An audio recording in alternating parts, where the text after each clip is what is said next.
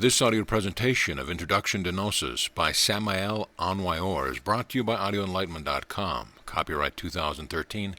All rights reserved. Preface. First degree of Introduction to Gnosis.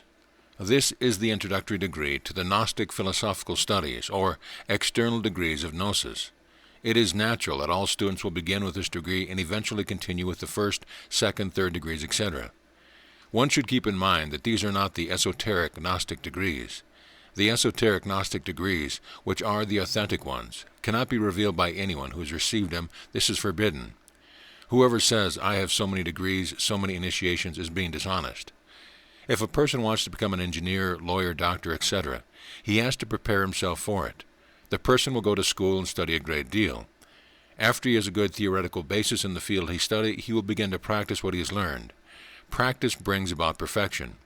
The great sages, professionals, scientists, etc., have not merely had a theoretical knowledge of the respective fields of study, but have also put this knowledge to practice. Theory by itself cannot bring about anything except an intellectual enjoyment on the part of those who understand it. Study these lessons and study them with true incentive, with a desire to learn, with a desire of understanding the superior knowledge. But remember that you need to put in practice what you learn if you want to achieve the perfection of the work. Lesson 1. It is necessary to be successful in life. If you want to be successful, you should begin by being sincere with yourself. Recognize your own errors. When we recognize our errors, we are on the path of correcting them. Everyone who corrects his own errors is inevitably successful. The businessman who daily blames others for his own failure and never recognizes his own errors will not be successful. Remember that the greatest criminals consider themselves to be saints.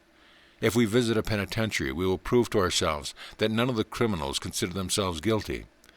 Almost all of them say to themselves, "I am innocent." Don't make that same mistake. Have the courage to recognize your own error. Thus will you escape greater evils.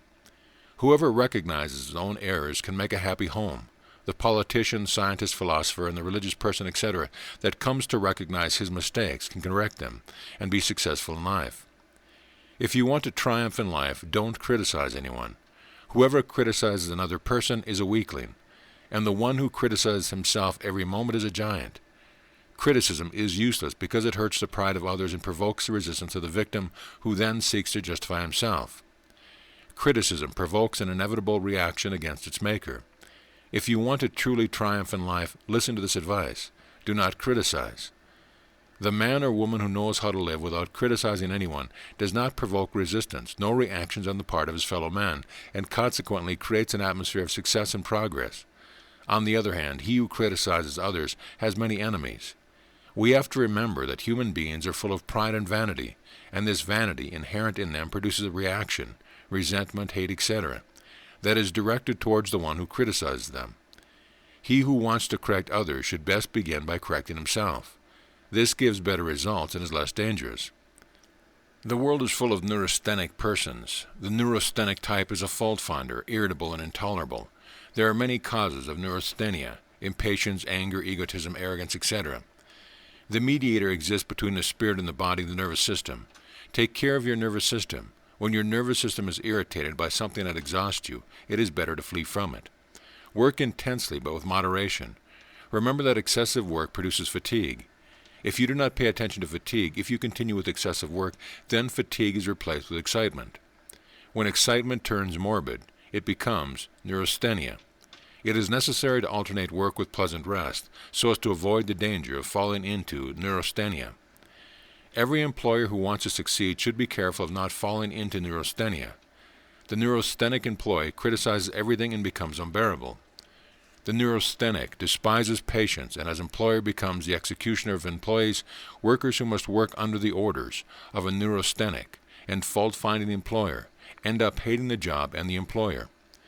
No discontented worker works with pleasure. Many times enterprises fall because the workers are discontented, dissatisfied, and do not work efficiently in such circumstances. The neurasthenic, as worker or office employer, becomes rebellious and ends up being fired from his job. Every neurasthenic worker seeks an occasion to criticize his employer. Every employer has pride and vanity, and it is obvious that he feels offended when the employees criticize him. The worker who lives criticizing his employer ends up losing his job. Take care of your nervous system. Work moderately. Enjoy yourself healthy. Do not criticize anyone. Try to see the best in all human beings. An exercise to control your anger. Do you feel irritated or full of anger? Are you nervous? Reflect a little. Remember that anger can provoke gastric ulcers. Control anger through breathing. Inhale the vital air very slowly. Do not inhale through the mouth. Inhale through your nose, keeping your mouth properly closed. Mentally counting 1, 2, 3, 4, 5, 6.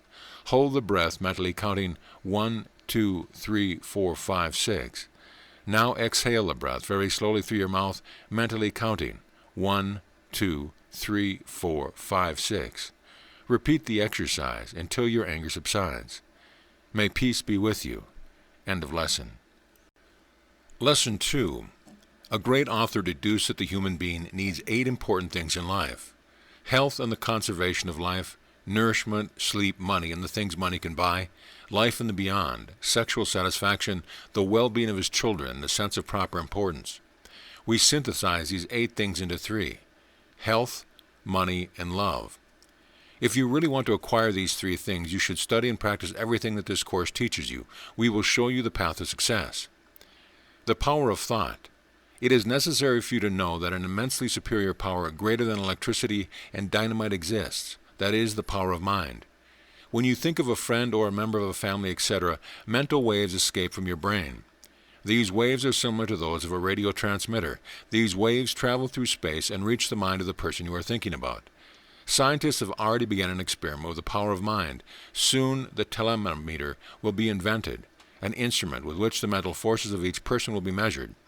In the future, optics will advance some more, and then the photomentometer will be invented, an instrument that will allow us to see and measure the mental force that is radiated by the human brain. You must know that just as man has a mind, the entire universe also has a mind.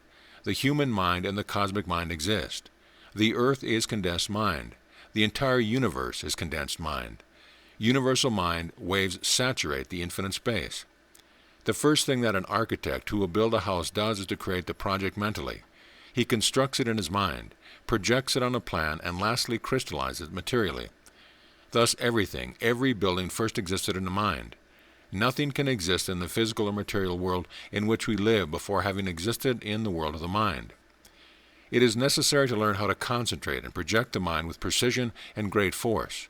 It is necessary for you to know that to concentrate the mind is to fix your attention on a single object.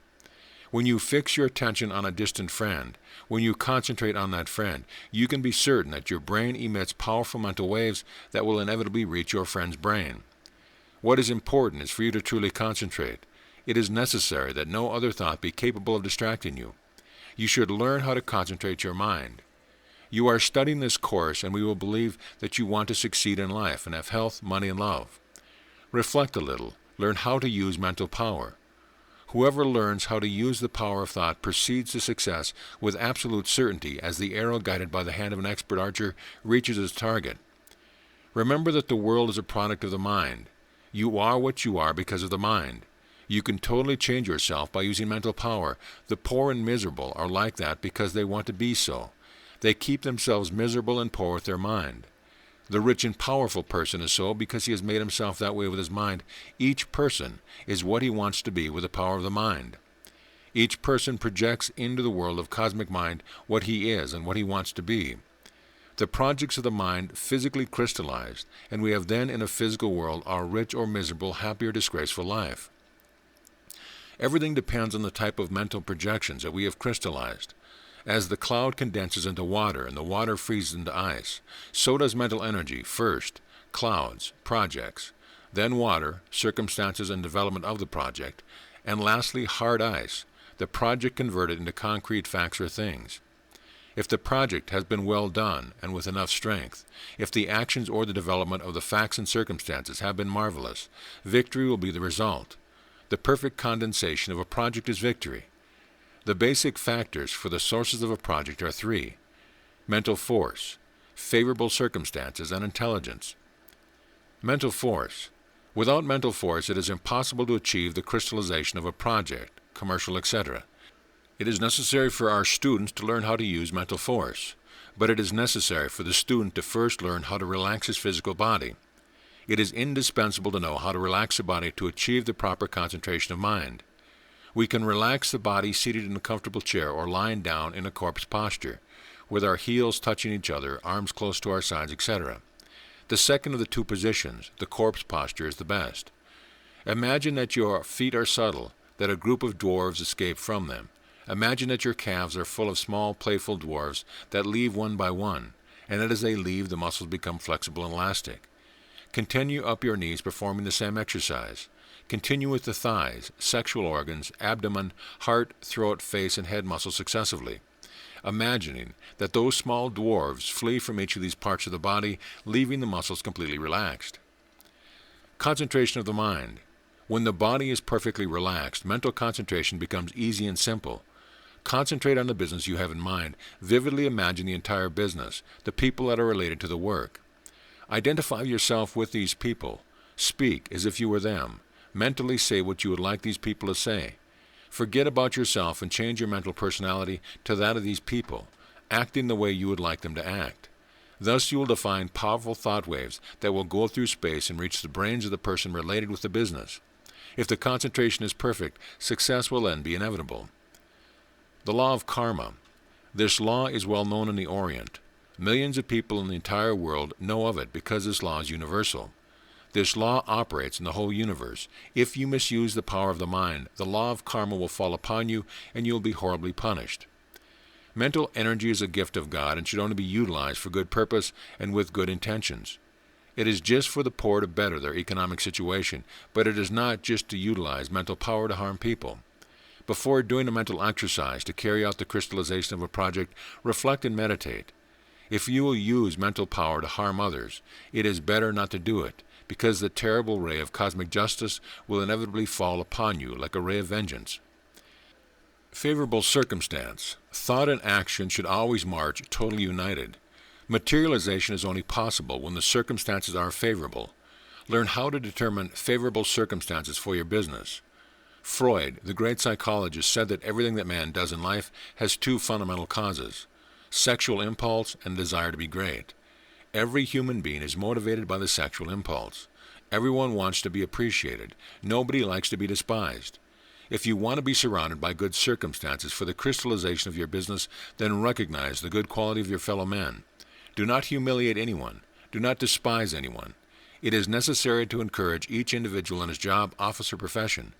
By means of appreciation and encouragement, we can awaken enthusiasm in all those people that relate to us. Learn how to wisely praise your fellow men without falling into flattery. People feel reassured with the fruit of esteem. Be gentlemanly. Do not criticize anyone. Thus you will form a favorable atmosphere for the crystallization of your business. The sincere appreciation of the merits of one's fellow men is one of the great secrets of success. It is necessary to abandon the bad habit of talking about ourselves at every moment. It is urgent to employ the verb to strengthen and encourage the good qualities of our fellow man. The Gnostic student should abandon the extremely bad habit of naming himself and telling the story of his life at every moment. The man or woman who only talks about himself or herself becomes unbearable. Persons like this fall into misery because people become tired of them. Never say I, always say we. The term we has more cosmic power. The term I is egotistical and tires all those who come in contact with us. The I is egotistical. The I should be dissolved. The I is a creator of conflicts and problems. Always repeat, we. Every morning before getting out of bed, say with force and energy, we are strong, we are rich. We are filled with luck and harmony. Om, Om, Om. Recite this simple prayer and you'll see that you are prosperous in everything. Have great devotion in this prayer. Have faith. Exercise. Hang a silk thread from the ceiling of your room. A needle should be at the end of the thread.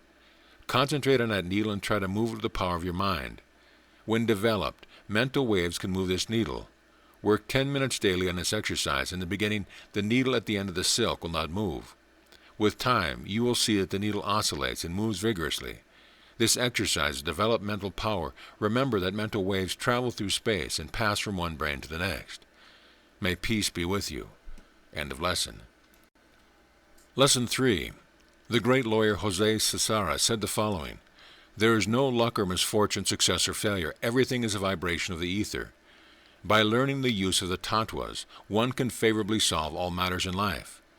You need a precise and exact system to obtain money, a scientific system that never fails. You need to take advantage of favorable circumstances to achieve the crystallization of all your projects, commercial, etc. Remember, a tattva is a vibration of the ether. In this age of radio, television, and teleguided missiles, it is absurd to deny the vibration of the ether. A great sage said, "Life was born from radiation, subsists because of radiation, and is suppressed by any oscillatory imbalance." You have the right to succeed. Spirit should overcome matter. We cannot accept misery. Remember that misery is a property of failed souls. When the spirit overcomes matter, the result is light, splendor, complete success economically, socially, and spiritually. It is necessary that you learn the law of universal wisdom. The study of the tattvas is very important. A tattva, this is a Hindustani term, is a vibration of the ether. Now scientists say that the ether does not exist, and that the only thing that really exists is the magnetic field. We could also say that matter does not exist, and that energy is the only thing that is real. These are words, a matter of terms. The magnetic field is the ether. All comes from ether. Everything returns to ether. Sir Oliver Lodge, the great British scientist, said, "It is the ether that gives place, through diverse modifications of its equilibrium, to all phenomena of the universe, from the impalpable light to the formidable masses of the worlds." Prana. Prana is the cosmic energy. Prana is vibration, electric motion, light and heat, universal magnetism, life. Prana is the life that throbs in each atom and in each sun. Prana is the life of ether. The great life, in other words, prana, is transformed in a very divine, intensely blue substance.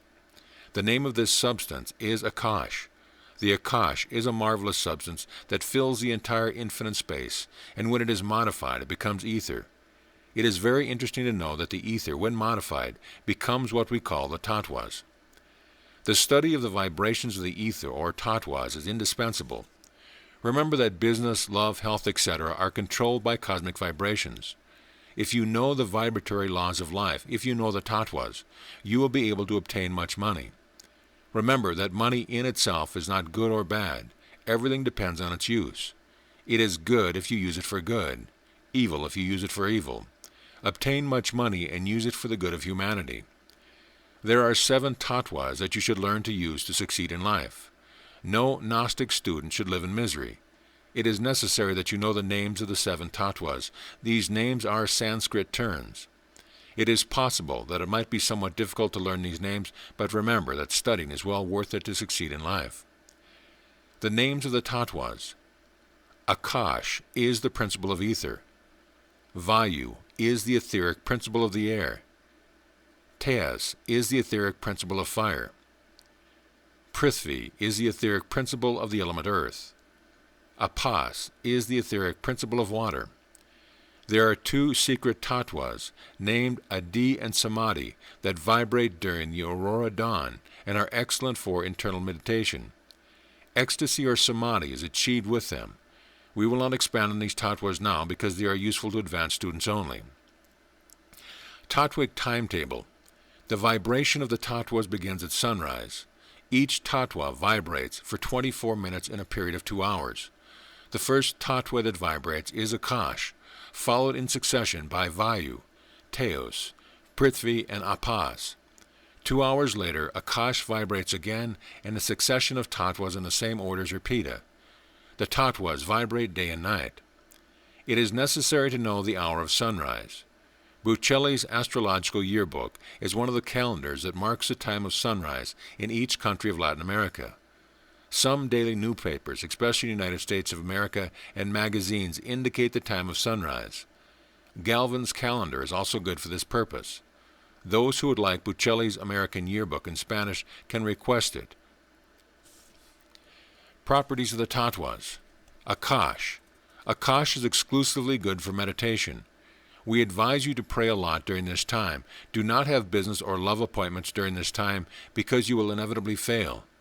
This tattva causes us to make very serious mistakes. If you work during this period, you should then be very careful. Artists should abstain from working in Akash. Everything that begins with Akash will fail.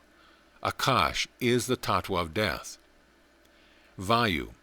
Everything that is velocity and motion corresponds to Vayu, the principle of air. Winds, air, aerial navigations, etc. are related to Vayu. During this period, people enjoy speaking ill about their fellow men, lying, stealing, etc. Usually, airplane accidents happen during this period. Suicides are stimulated by this tattva. We advise you not to marry during this period because your marriage will be of a short duration. All kinds of simple and fast businesses are very good in Vayu, but businesses that are complex and of long duration result in failure. It is good to carry out intellectual works during this period. The great yogis mentally manipulate this tattva and use it intelligently when they want to float in the air. Tejas. Tejas is hot because it is the etheric principle of fire. During the period in which this tattva is active, we feel more heat. You can bathe in cold water in Tejas and you will never catch a cold. Never argue with anyone in Tejas because the consequences can be serious. You should utilize the time of Tejas to work intensely. Do not marry during Tejas because you have constant quarrels with your partner. The most terrible explosions and accidents happen in the period of the tattva Tejas.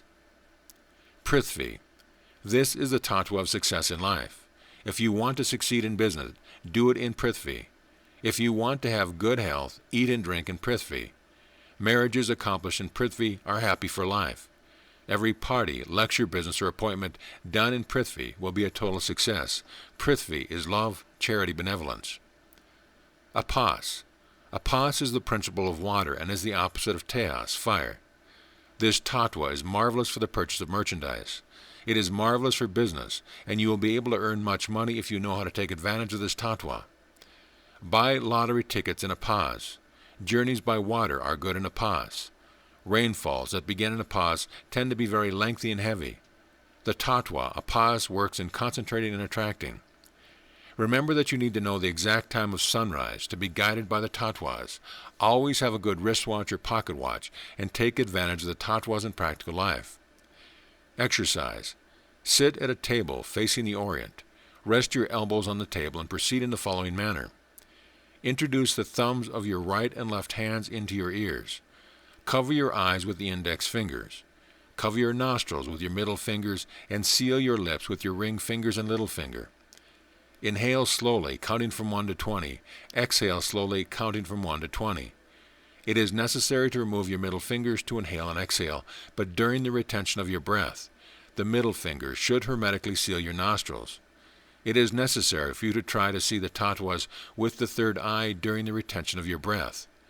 The third eye resides between the two eyebrows. At the beginning you will see nothing, but after some time you will be able to see and recognize them by their colors. Akash is black and its planet is Saturn. Vayu is greenish-blue and Mercury is its planet. Tejas is red as fire and its planet is Mars. Prithvi is golden-yellow and the sun is its planet. It is also influenced by Jupiter. Apas is white and Venus and the moon are its planets. May peace be with you. End of lesson. Lesson 4. In order to succeed in life, one has to become a fisher of men. Jesus chose his disciples amongst poor fishermen. They had to stop catching fish to become fishers of men. Do you want to obtain success, power, glory?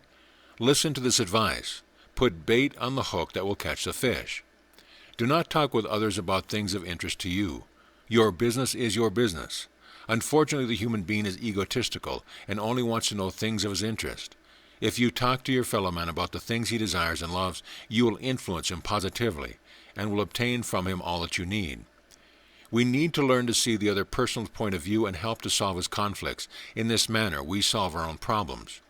Become an altruistic and generous person. Help others with your advice. Do your best to understand the point of view of others, and you will fish in abundance. When we began comprehending our fellow man, we also began to take the first steps on the path of happiness and success. It is necessary to study and understand the mind's functions. Whosoever knows the mental mechanism is in a position to control it. Much has been said about mental powers, and many are the schools that teach how to concentrate the mind. Nobody can intelligently deny the power of thought.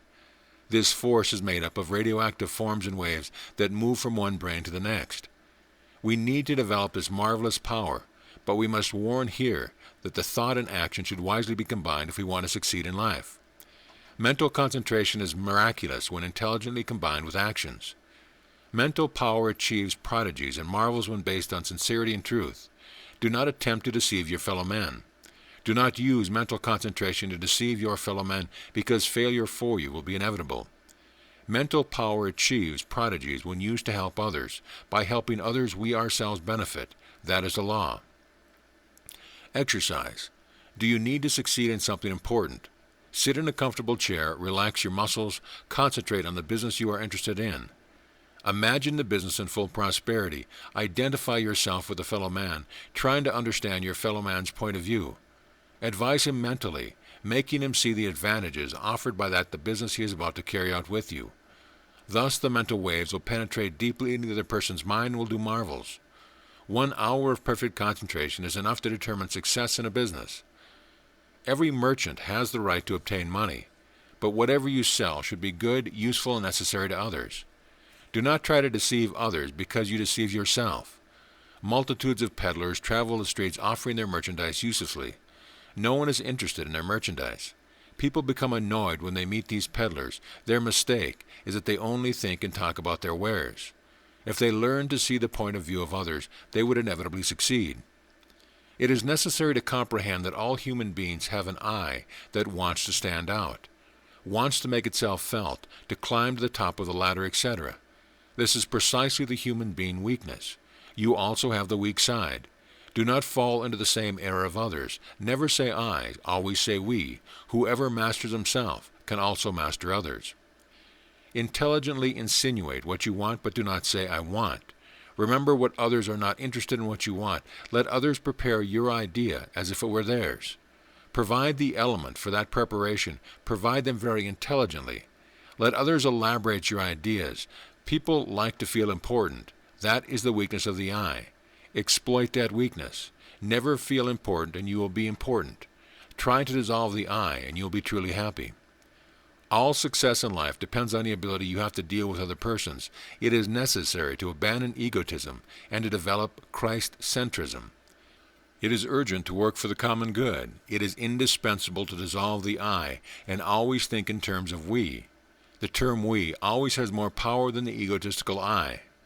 All the great failures of life are due to the I. When the I wants to make itself felt, stand out, climb to the top of the ladder, then the reactions of other fellow, and the result of such mental reaction is failure. Remember that the I is energetic, the I is desire, the I is memory, the I is fear, violence, hatred, wants, fanaticisms, jealousies, distrust, etc. You need to explore profoundly all the depths of your mind because you have within you that which is called I, myself, the ego, etc. If you want to succeed in life, you should dissolve the I. If you want to dissolve the I, you should disintegrate all your defects. If you want to disintegrate your defects, do not condemn or justify them, comprehend them. When we condemn a defect, we hide it in the profound recesses of the mind. When we justify a defect, we strengthen it horribly, but when we comprehend a certain defect, we disintegrate it completely. When the I is dissolved, we are filled with plenitude and happiness. When the I is dissolved, the being, the spirit love, expresses itself within and through us. Remember that God, the Spirit, the inner self of each man, woman, and creature, is never the I. The being is divine, eternal, and perfect. The I is Satan of biblical legend. The I is not the body. The I is energetic and diabolic. In the I is the root of misery, poverty, failure, disillusionment, unsatisfied desires, violent desires, hatred, envy, jealousy, etc. Change your life now. It is urgent that you understand the need to do away with all your defects, to dissolve the I. Satan, the cause of all failures. When the I is dissolved, only the being, God, happiness remains in us. God is peace, abundance, happiness, and perfection. Exercise. A man, after having studied himself, discovered that he had 12 defects that were bothering him. This man said, just as the hunter who tries to catch 10 hares at once will not catch any, so it was always impossible to do away with my 12 defects at the same time. This man arrived at the conclusion that it would be better to catch 1 hare and then another. First do away with 1 defect and then another. This man decided to dedicate 2 months to each defect. After 24 months, this man no longer had the defects. He had done away with the 12 defects that hindered him from success. The result was marvelous. This man became the foremost citizen of the United States, his name Benjamin Franklin. Imitate this personage. Examine yourself and see how many defects you have. Count them, number them, then dedicate 2 months to each defect, successively, until you eliminate all of them. Sit in a comfortable chair. Pray to your internal God like this: You who are my true being, you who are my internal God, enlighten me, help me, make me see my own defects. Amen. Concentrate until deep sleep arrives. Try to discover all your defects. We advise you to read the Bible. The work of the Divine Master is found in the 4 Gospels. There you will discover the virtues that you lack. Wherever a virtue is lacking, a defect exists. May peace be with you. End of lesson. Lesson 5. Money. Why has money assumed such an immense importance in our lives? Do we perhaps depend exclusively on it for our own psychological happiness? All of us human beings need food, clothing, and shelter. This is understood. But why is it that this, which is so natural and simple for even the birds of the sky, has assumed such a tremendous and frightening importance and meaning? Money has assumed such an exaggerated and disproportionate value because we psychologically depend on it for our well-being. Money nourishes our personal vanity, gives us social prestige, the means to achieve power. Money has been used by the mind for ends and purposes totally akin to those in itself, among which are to cover our immediate physical needs. Money is being used for psychological purposes. That is the reason why money has assumed an exaggerated and disproportionate importance. We need money to have food, clothing, and shelter. That is obvious. But when money becomes a psychological need, when we utilize it for different purposes than it has in itself, when we depend on it to obtain fame, prestige, social position, etc., then money assumes an exaggerated and disproportionate importance in the mind. This is where the struggle and the conflict to possess it originates. It is logical that we have a need to obtain money to satisfy our physical needs, to have food, clothing, and shelter. But if we depend on money for our own happiness and personal satisfaction, then we are the most wretched beings upon the earth. When we understand deeply that money only has its purpose to provide us with food, clothing, and shelter, we then spontaneously place an intelligent limitation on it. The result of this is that money no longer assumes the exaggerated importance that it has when it becomes a psychological need. Money in itself is not good or bad. Everything depends on the way we use it. If we use it for good, it is good. If we use it for evil, it is evil. We need to comprehend in depth the true nature of sensation and satisfaction. The mind that wants to comprehend the truth should be free of these obstacles. If we truly want to free the mind of the obstacles of sensation and satisfaction, we must begin with these sensations, which are more familiar to us, and there lay the adequate foundation for comprehension. Sensations have their suitable place, and when we comprehend them profoundly at all levels of the mind, they do not assume the stupid deformation they now have. Many people believe that if the order of things was according to the political party we belong to, and for which we always struggle, that we would have a happy world full of abundance, peace, and perfection. That is a false concept, because none of that can exist if we have not previously individually comprehended the true significance of things. The human being is too poor internally, and that is why he has a need for money and material things for his personal sensation and satisfaction. When one is poor internally, he externally seeks money and material things to complement himself and to find satisfaction. That is why money and things have assumed a disproportionate value, and the human being is prepared to steal, exploit, and lie at every instant. To this is due the struggle between capitalism and work, employers and employees, between exploiters and exploited, etc. Useless are all the political changes if we have not first comprehended our own internal poverty. Economic systems can come and change again and again. The social system can be altered again and again.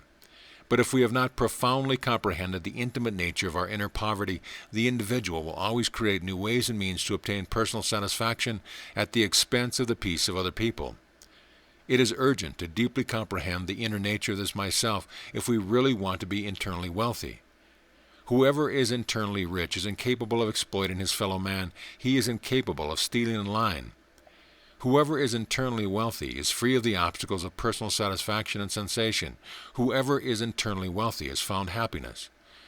We need money, true, but it is necessary to profoundly comprehend our exact relationship with it. Neither the ascetic nor the covetous miser have ever comprehended our exact relationship with money. It is not through renouncing money, nor coveting it, that we can come to understand our exact relationship with it. We need comprehension to intelligently recognize our own material needs without disproportionately depending on money. When we comprehend our exact relationship with money, the pain of detachment and the frightening suffering that is produced by competition ends. We should learn to differentiate between our immediate physical needs and the psychological dependence on things. The psychological dependence on material things creates exploitation and slavery. We need money to cover our immediate physical needs. Unfortunately, needs are transformed into covetousness. The psychological I, perceiving its own emptiness and misery, usually gives money and material things a different value, an exaggerated and absurd value, than what they truly have. That is how the I wants to become rich externally, since he is internally poor and miserable. The I wants to make itself felt, to dazzle its fellow man with material things and money. Nowadays, our relationship with money is based on covetousness. We always allege necessity to justify covetousness. Covetousness is the secret cause of hatred and brutalities of the world.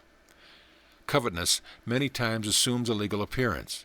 Covetousness is the cause of war and of all the miseries of the world. If you want to do away with the covetousness of the world, we should profoundly comprehend that this world is within our own very selves. We are the world. The covetousness of the rest of the individual lies within us. Actually, all individuals live within our own consciousness. The world's covetousness is within an individual. Only by doing away with the covetousness that we carry within will covetousness in the world end. Only by comprehending the complex process of covetousness in all levels of the mind can we experience the great reality. Exercise. First, lie down in the form of a star, opening your legs and arms to the left and right. Second, concentrate now on your immediate physical needs. Third, meditate, reflect on each of these needs. Fourth, lull yourself to sleep, trying to discover on your own where necessity ends and where covetousness begins. Fifth, if your exercise of concentration and inner meditation is done correctly, through internal vision you will discover which are your legitimate necessities and which are covetousness. Remember that only by profoundly comprehending necessity and covetousness will you be able to establish true foundations for the correct process of thinking. End of lesson. Lesson 6. It is necessary that we have three things in life: food, clothing, and shelter. We should not be hungry. We need to eat. We should not be poorly dressed. It is necessary to dress well. It is not fair to live our entire life paying apartment rent. We need to have our own good home. Reflect on all of this. It is urgent for you to comprehend the need to live better without falling into the sin of covetousness. In our previous lesson, we said that it was necessary to distinguish between necessity and covetousness. It is necessary to know the necessity ends and where covetousness begins. You need to learn how to make a good impression on other people. This is a very delicate art. Many ladies dress very well, sometimes with excessive luxury, and wear very valuable rings on their hands, and yet in spite of everything, they do not make a good impression on others. Many gentlemen wear very expensive suits and use the latest model cars, and yet they fail many times because of not knowing how to make a good impression on people. The President of Colombia, Dr. Olay Herrera, controlled his people with his eternal smile. Every smile of the President represented millions of dollars. We the men know that the smile of a woman is worth more to us than all the furs and diamonds that they use. A woman with a captivating smile causes a great impression among men. The smile of sincerity and the perfume of courtesy achieve true miracles in the business world. It is urgent to distinguish between the smile of sincerity and the mechanical smile. The smile of sincerity comes from the very bottom of the soul. The mechanical smile is hypocritical and evil. It is a gesture of the devil. In man there are two factors disagreeing, the soul and the devil. The soul is divine, the devil is malevolent. Every good action is of the soul, every bad action is of the devil. When you knock on a door so that it will be opened, the head of the house can ask you many times, "Who is it?" Then you answer, "I." This I, this myself, is precisely the devil in us. Clairvoyants see this I as a very horrible fluidic entity that lives within the human body. This entity also leaves the body during sleep and travels very far, wherever it is taken by its desire and passion. The soul is not the I. The soul is the being. Distinguish between the being and the I. The being is a soul. The I is Satan within us. Your body does not think or desire. The body is only a suit, a robe. You think with the mind. The mind is a vehicle of the soul. However, when we are evil, the mind becomes a vehicle of the devil. The diabolic mind wants wars, creates conflicts, problems, wants vices, alcoholic drinks, adulteries, fornication, covetousness, hypocrisy, etc. The bee enjoys working. The ant is happy working. Learn to enjoy and derive pleasure from your job. When a store employee enjoys his work, he radiates mental waves of success and progress. Then the sales increases and the employer is happy with the employee and does not want him to leave. Be concerned about the success of the business where you work. It is necessary that you win over your employees' love. Learn to smile sincerely. Learn to enjoy work. If you want people to feel happy with you, it is necessary that you feel happy with others. If you do not feel happy with your job, if you do not want to smile, we advise you to listen to good music. Remember that music does miracles. Thus you will be able to change your character. When we listen to good music, when we spend long intervals listening to good music, we elevate our mind to higher levels of consciousness. The mind radiates waves that travel through space. These waves pass from one brain to the next. A proof of the reality of these waves is found in telepathy. How many times do we walk on the street, and all of a sudden the memory of someone strikes us, and it so happens that we meet the very person we remember? That is telepathy. That person's mental waves have reached us and we at the same time receive them. We have an authentic wireless system in our organism. The pineal gland, situated in the posterior part of the brain, is the thought-transmitting center, and the solar plexus, situated in the umbilical region, is the receptive antenna. The pineal gland is the seat of the soul, the window of Brahma. The soul enters and leaves the body through this window. The pineal gland is a small reddish-gray organ. This gland secretes a hormone which regulates the development of the sexual organs. After maturity, this gland degenerates into a non-secreting fibrous tissue. The pineal gland is the jigsaw puzzle of the wise, the thought-transmitting center. The pineal gland is developed in the great geniuses of science, art, philosophy, etc. It is totally atrophied in idiots. Great businessmen and individuals who usually have great success in their business commonly have this gland well developed. The pineal gland is intimately related to the sexual organs. The strength of the pineal gland depends on sexual strength. The man or woman who foolishly wastes his or her sexual energy fails in business because their pineal gland becomes atrophied. A weakened pineal gland cannot radiate mental waves. The result is failure. Be prudent. Do not waste your sexual energies foolishly. The Bible said, "Thou shalt not commit fornication." Fulfill this sixth commandment. Save your sexual energies. By this means you will fortify your pineal gland and inevitably succeed. In this manner you will be able to radiate your mental waves with strength, power, and glory. These mental waves, after having arrived at the receptive center of the solar plexus of other people who come in contact with you, will give you the success that you seek. Be triumphant. Always smile full of sincerity. Live happily. Work with pleasure and happiness, and the world will be yours. Luck will smile on you from everywhere. Exercise before the mirror. In front of a mirror, contemplate your face closely, then pray as follows. My soul, you should succeed. My soul, you should overcome Satan. My soul, take over my mind, my sentiments, my life. You should keep the guardian of the threshold far away from me. You should overcome him. You should take power over me totally. Amen. Amen. Amen. Say this prayer 7 times, and then observe in the mirror your eyes, your pupils, the center of your pupils, the retina of your eyes. Imagine them changed with light, strength, and power. It is necessary that you try to mentally penetrate the interior of your eyes reflected in a mirror. It is necessary for you to try and see with your imagination the center of those reflected eyes, the beauty of your soul. It is necessary for you to exclaim, "O my soul, I want to see you, I want to see you, I want to see you." Intensely persevere daily with this exercise. Do your exercises every night before going to sleep. With this exercise, you will develop clairvoyance. Practice for 10 minutes daily. That is all. Clairvoyance. It is necessary that you know that a sixth sense exists in you. The sixth sense is clairvoyance. This faculty resides in the pineal gland. When you develop clairvoyance, you will be able to read thoughts like reading from an open book. When you become clairvoyant, you will be able to see the soul of people. When you become clairvoyant, you will be able to see the eye of people. Then you will comprehend that the soul is not the eye is Satan in us. Clairvoyance allows us to see what lies beyond death. You will develop clairvoyance totally with the exercises that we give you. You should practice these exercises. We want you to write us, communicating all your impressions to us. May peace be with you. End of lesson. Lesson 7. Man faces innumerable problems in life. Each person needs to know how to solve each of these problems intelligently. We need to comprehend each problem. The solution of every problem is the problem itself. The time for us to learn how to solve our problems has arrived. Many problems exist: economic, social, moral, political, religious, family-related, etc., and we should learn to solve them intelligently. The important thing to remember for the solution of every problem is to not become identified with the problem. We have a certain tendency to become identified with the problem, and the identification is so intense that we, in fact, become the very problem. The result of such identification is that we fail in the solution, because a problem can never solve another problem. One needs much peace and mental calm to solve a problem. An uneasy, battling, confused mind cannot solve anything.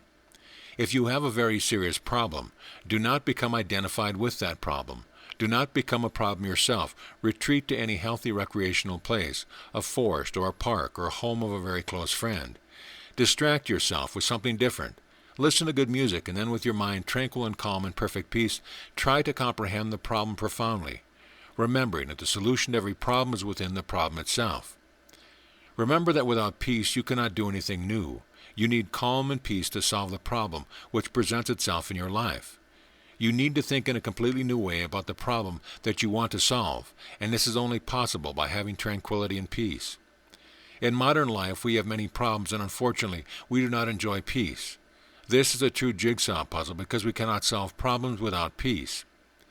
We need peace, and we should study this in depth. We need to investigate the principal factor that puts an end to peace inside and outside of ourselves.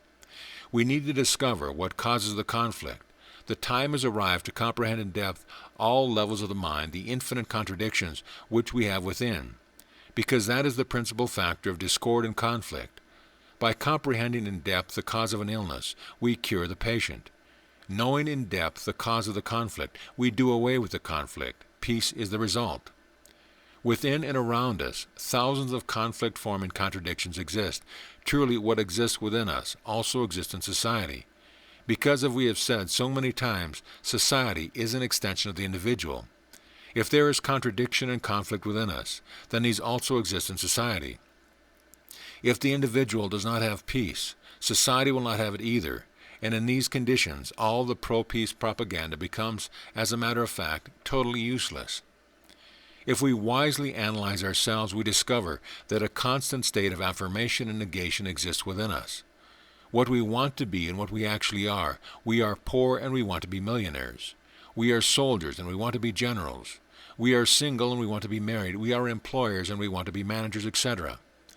The state of contradiction engenders conflict, pain, moral misery, absurd actions, violence, murmuring, lies, gossip, etc. The state of contradiction can never bring us peace in life. A man without peace can never solve his problems. You need to intelligently solve your problems, and therefore it is urgent that you have peace constantly.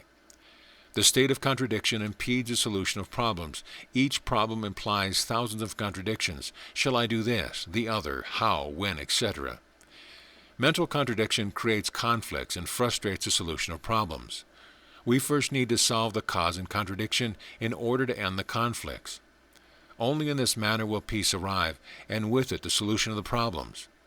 It is important to discover the cause of contradiction. It is important to analyze this cause in detail. Only in this manner is it possible to do away with the mental conflict. It is not correct to blame others for our internal contradictions. The causes of these contradictions are inside of us. Mental conflicts exist between what we are and what we want to be, between what a problem is and we want it to be. When we have a problem of any type, either moral, economic, religious, family-related, marital, etc., our first reaction is to think about it, resist it, deny it, accept it, explain it, etc. It is necessary to comprehend that with mental anguish, contradiction, worry, conflict, it is not possible to solve any problem. The best way to react before a problem is silence. I am referring to the silence of the mind. This silence arrives by not thinking about the problem. The silence arrives when we comprehend that nothing is solved with conflict and contradiction. This silence is not a special gift of anyone, nor the capacity of a certain type. No one can cultivate this silence. It arrives by itself. It arrives when we comprehend that no problem is solved by resisting it, accepting, denying, affirming, or explaining it. From mental silence is born intelligent action, the intuitive and wise action which will solve the problem no matter how difficult it might be. This intelligent action is not the result of any reaction. When we perceive the event, the problem, when we notice the fact without affirming, denying, or explaining it, when we do not accept the fact nor reject it, then arrives the silence of the mind. Intuition flourishes in silence. From silence, the intelligent action which totally solves the problem bursts forth. Only in mental silence and calm is there freedom and wisdom. Mental conflict is destructive and harmful. Mental conflict is a result of opposed desires. We want and we do not want. We desire this and another. We are in constant contradiction, and this, in fact, is conflict. The constant contradiction which exists within us is due to the struggle of opposite desires. There is a constant negation of one desire by another desire. One determination is replaced by another. A permanent desire does not exist in a human being. Every longing is temporary. He wants a job, and after he has it, he desires another job. The employee wants to be a manager. The priest wants to be a bishop. Nobody is satisfied with what he has. Everyone is full of unsatisfied desires and wants satisfaction. Life is an absurd succession of fleeting and vain desires. When we profoundly comprehend that all the desires in life are fleeting and vain, when we understand that the physical body is engendered in sin and its destiny is to rot in the grave, then true peace of mind is born from that profound comprehension. Contradiction and conflict disappears. Only the mind that is in peace can solve problems. Peace rests in the silence of the mind. Contradiction surges from obstinacy. When the mind clings to one single desire, when it wants its desire to be realized, whatever it may cost, it is logical that there must be conflict. If we carefully observe two people who are discussing a problem, we will be able to confirm that each person clings to his desire. Each person wants to see his desire satisfied, and this naturally creates mental conflict. When we resolutely see the vanity of desires, when we comprehend that desire is the cause of our conflict and bitterness, true peace arrives. Exercise. Seated in a comfortable chair or lying down on your bed, close your eyes, then concentrate on your interior, studying yourself, investigating your desires, your contradictions. It is necessary for you to comprehend what your contradictory desires are, so that you may know in this manner the causes of your internal conflict. Peace of mind comes from the knowledge of the causes of the mental conflict. Practice this simple exercise daily. It is necessary that you know yourself. May peace be with you. End of lesson. Lesson 8. Alcoholism. This vice has three perfectly defined aspects: initiation, intoxication, and death. Initiation. Some people begin this horrible vice during adolescence, others during their youth, others at maturity, and a few during old age.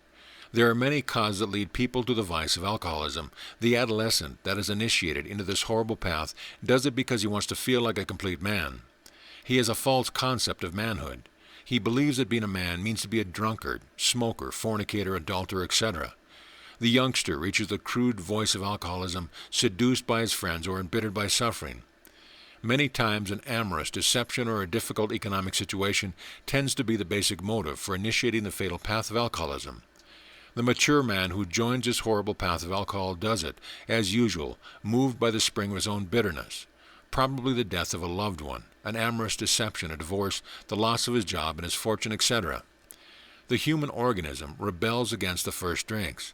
At the beginning, the organism is not yet intoxicated, and it is obviously that it strongly rejects a harmful ingredient of alcohol to which it is not accustomed.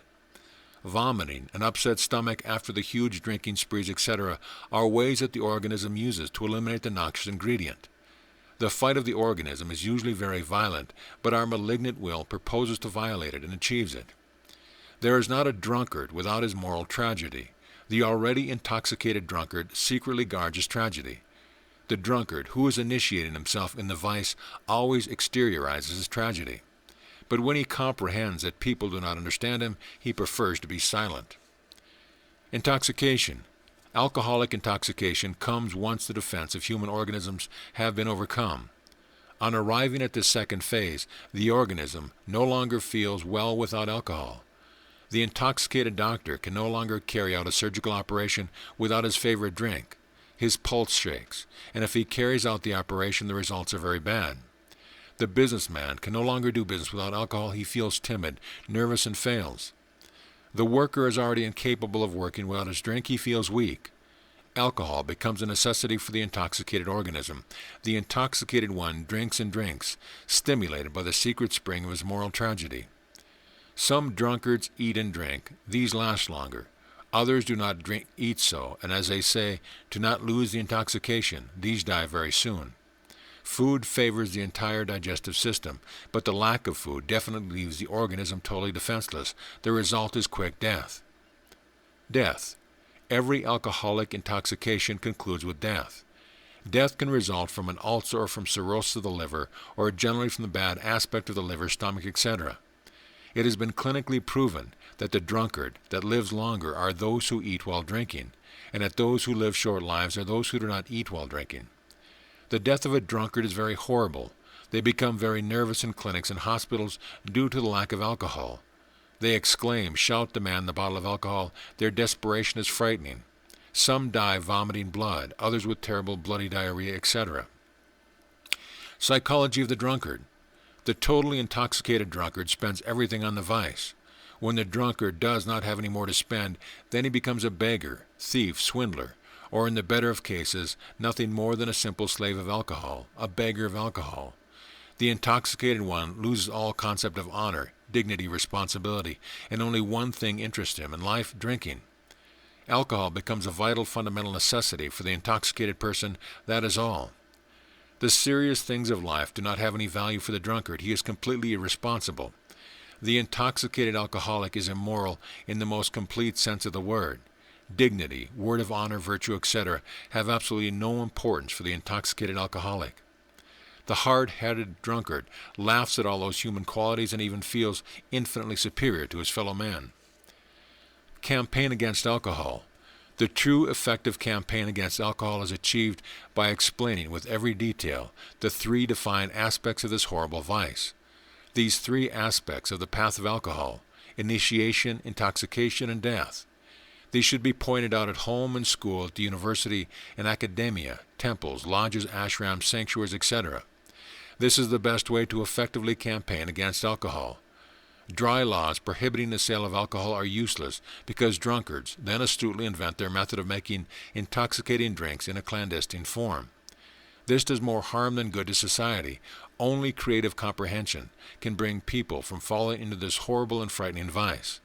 The audiovisual system of teaching is marvelous to combat the vice of alcohol. The home. True education begins at home.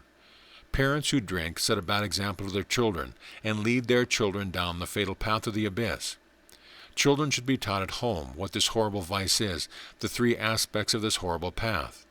This type of teaching, accompanied by a good example, is radical in warning the new generation against the vice of alcohol. Whatever is learned well at home is never forgotten. Meditation and intoxication. Meditation and intoxication are the opposite poles of the same force. Meditation is positive. Alcoholic intoxication is negative. The Rosicrucian Gnostic should drink the wine of meditation in the sacred chalice of concentration. It is necessary to keep far away from the negative aspect. It is necessary to not fall into the negative aspect of the mind. The drunkard submerges himself into the atomic hells of nature and becomes lost in the abyss. It is better to drink the wine of meditation in the sacred chalice of thought concentration. Let us concentrate our mind on our inner God. Let us meditate on Him for entire hours. In this manner we will reach samadhi, the ineffable ecstasy. Then we will be able to converse with the gods and penetrate the great mysteries of nature. This is better than the delirium tremors which allow the drunkard to penetrate the atomic hells of nature and be with the demons of the abyss. The visions of the delirium tremors of drunkards are actually real. That which they see in their visions really exists. They see larvae, demons, and horrible monsters that really exist in the atomic infernos of universal nature. They penetrate the abyss and see the beings of the abyss, perverse beings that live in the atomic infernos of nature. Alcoholic larvae. Every human being carries around with him an atomic atmosphere perceptible to clairvoyance. These larvae live in the fourth dimension. By the way, we must say that modern physics already begins to admit the four coordinates, the four dimensions, the fourth vertical. The drunkard carries in his ultra-sensitive atmosphere alcoholic larvae that stimulate him in the vice that gave them life, inciting him to drink. Said larvae only disintegrate with the fumes of sulfur. Osmotherapy. Perfumes combined with mental power constitute a marvelous healing system. Drunkards can be healed by wisely combining these two elements. Treatment. Do you have any loved one who is a victim of the vice of alcoholism?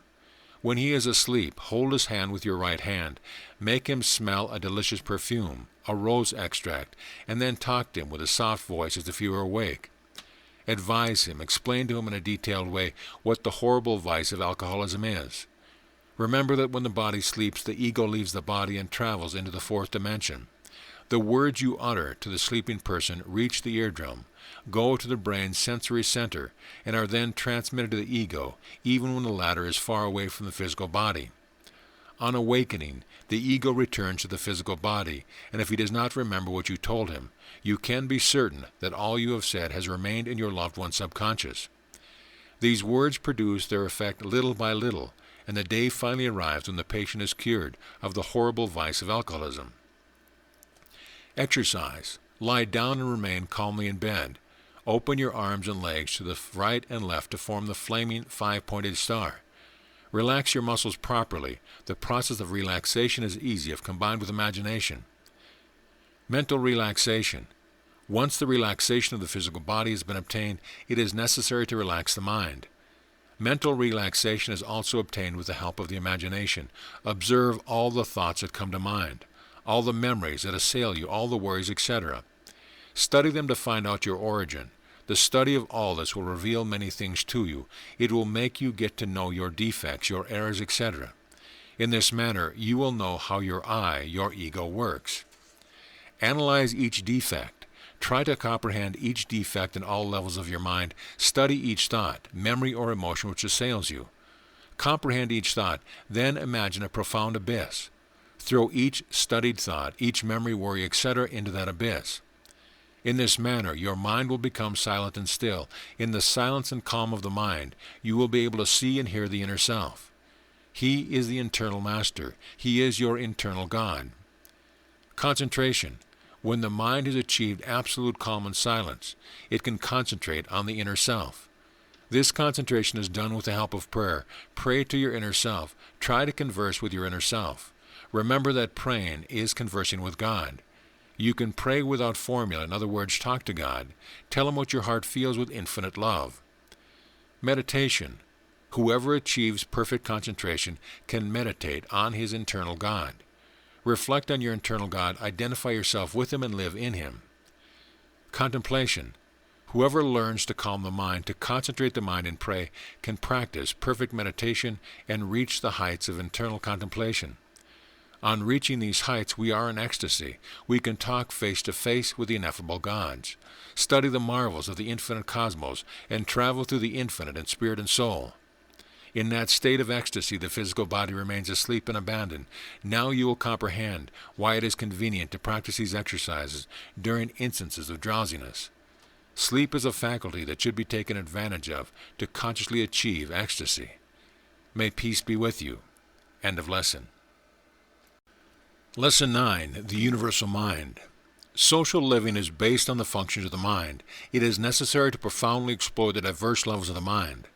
The sphere of thought that man's live within is never locked up within the limited circumference of the cranium, as is generally supposed by the ignoramus and even the illustrious ignoramuses of the world. If such a man existed, as those people believe, he would, of course, be the most unfortunate man in the world. A man with his mind imprisoned in his cranium could not see or perceive anything. He would be a complete idiot, living in the most profound darkness. That unfortunate creature would not see the sun, the moon, stars, the earth we live in, people, things, nor light. Nothing that has existence would exist in the mind of such a man.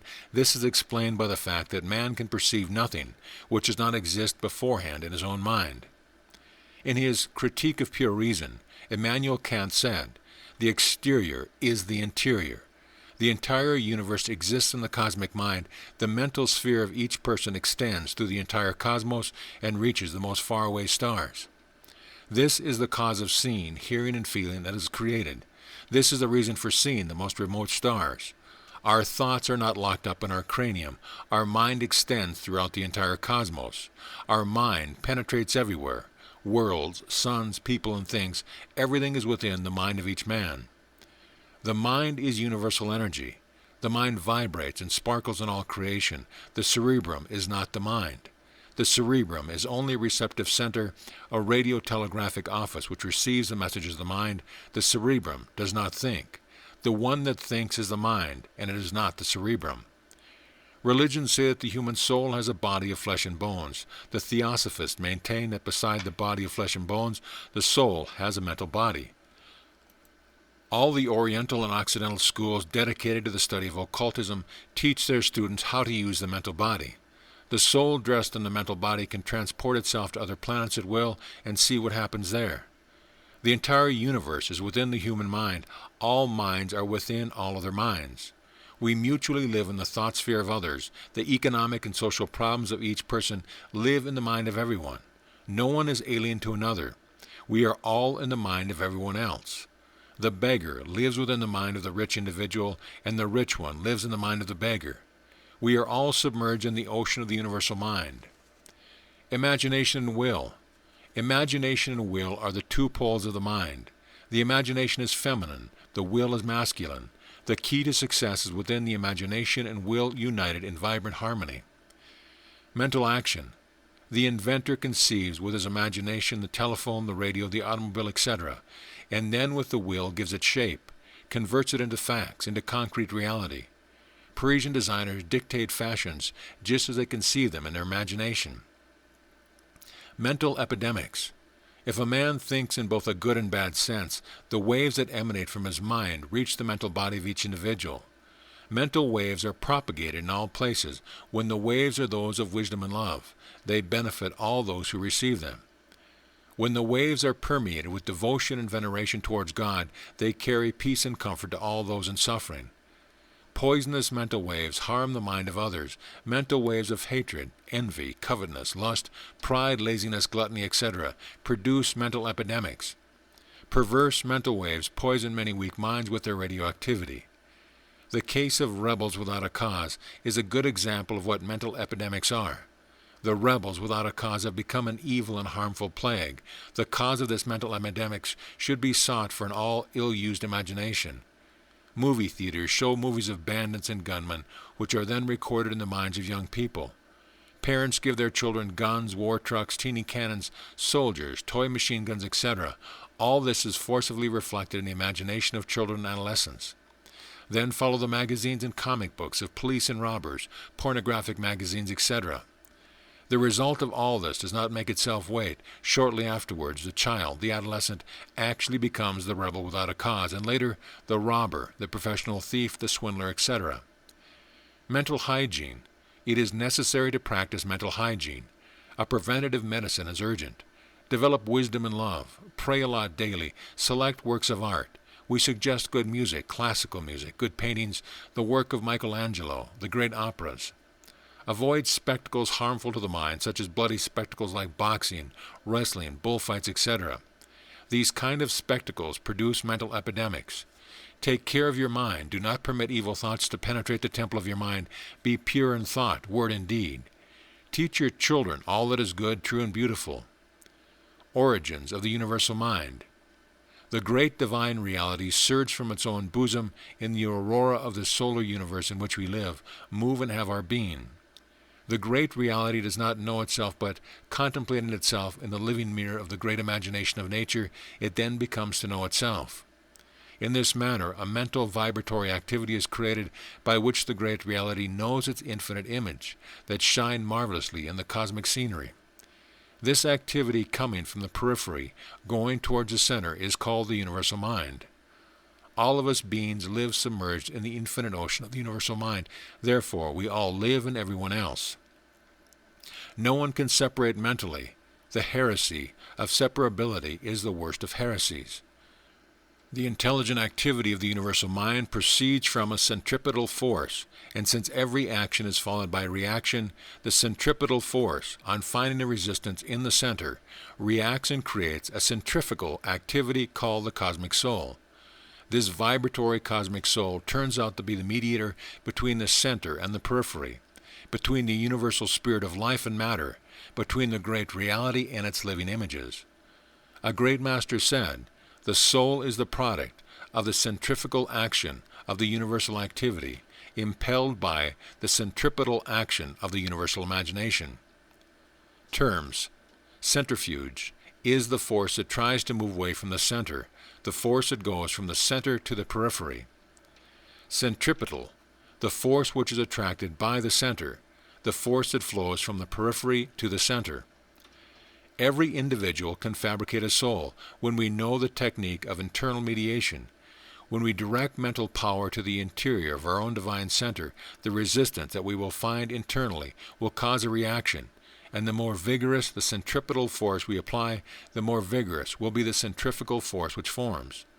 Likewise do we fabricate a soul. In this manner the soul grows and expands. The strong and robust soul incarnates and transforms the physical body, transforms it in a more subtle and elevated manner until it also converts into soul. Exercise. Learn to use your imagination and will, united in vibrant harmony. Lying on your back or seated in a comfortable chair, imagine a faraway place that you know well, a house, a park, an avenue, a city, etc. Lull yourself to sleep with that image in your mind. When you find yourself falling asleep, and with that image in your mind, fulfill the imagination. Forget the place where your body is, put your willpower into play, and full of self-confidence, walk in the imagined sight. Walk in the imagined place as if you were there in flesh and blood. If the exercise is done correctly, you will leave your physical body and your soul will be transported to that place where you will be able to see and hear everything that is happening there. My peace be with you. End of lesson. Appendix. The physical body is one of the marvelous instruments which man possesses to express himself. Considering this body from a strictly physical point of view, it is what we call a machine, food being its combustible. The machine works and serves as an instrument according to the kind of combustible that is used. Many times we meet people who radiate an attitude of bliss, happiness, health, optimism, sympathy, love, etc. These people win the friendship of everyone. They possess a force of attraction, a magnet. They are irresistible. Others are weak and lack that magnet, which is so marvelous. They fail when they try to receive the help of other people, and when they are owners of a business, their clients gradually leave them. Psychology has discovered that a person's character depends on his internal state. Character does not develop in the physical body, but it expresses itself through it. And if the physical body is not in good state, then our internal side cannot express itself efficiently. It is indispensable that each person be nourished sufficiently. When nutrition is imperfect, the blood weakens and becomes poor, this being the reason why the cell also weakens. One of the best ways of obtaining complete nutrition with our customary food consists in perfectly masticating the delicacies. Food partially ingested loses a great part of its nutritional value. Another point of great importance is the irrigation of the body, the proper use of water for the organism's benefit. The minimum amount of water required daily is 2.5 liters. If water becomes scarce, then certain glands cannot function efficiently. The body does not eliminate all the waste of the organism properly, the liver does not function well, etc. Vegetarian diet. The majority of people believe that food without meat is incomplete. Nothing is more erroneous because science has demonstrated that nutrition obtained from vegetables has a greater sustaining power. All animals carry within the poisons of putrefaction. The venous blood is full of carbonic acid and other noxious substances. These harmful and repugnant substances are found everywhere in meat, and when we eat these foods, we fill our bodies with these toxins. Abundant proof exists which demonstrate that a carnivorous diet stimulates ferocity. Let us observe the ferocity of the beasts of prey and the cruelty of the cannibals, and compare them with the prodigious strength and docility of cattle, of the elephant, of the horse. However, let us not jump to the conclusion that everyone should give up eating meat once and for all and dedicate themselves to vegetarian eating. It would be crazy for a person to change his entire diet, which he has been using for years and which is nourishing him adequately. To eliminate meat from the ordinary diet of the people accustomed to it would be completely undermining their health. The only sure way to proceed is by first experimenting and studying things. You should be very careful with your nutrition. We do not ask you to give up meat once and for all, but we do warn you that meat, when consumed in large quantities, for example like every day, are like poison to the body. Dr. Arnold Crum Heller, professor of medicine at the University of Berlin and a great Gnostic doctor, sustained that man should consume 20% of his food as meat.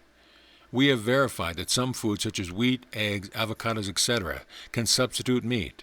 Cereals in general are a great nutritive value. The protein of cow milk is marvelous. Milk from soybeans is very nutritious, and its chemical composition is similar to that of cow milk. Food should be used in a balanced manner so as to obtain the best nutrition. Avoid eating white bread. White flour is harmful and does not contain any nourishment. Eat black bread, plantains, and corn flour instead of white bread and white flour. Eat many vegetables. Remember that vegetables are fountains of great nourishment. Vitamins are found in vegetables. May peace be with you. Samael on Weor. End of chapter, end of book. This audio presentation of Introduction to Gnosis has been brought to you by audioenlightenment.com and has been recorded for the exclusive use of Audio Enlightenment members only. If you have received this audio from any website other than our own, please visit our website. Let us know at your convenience.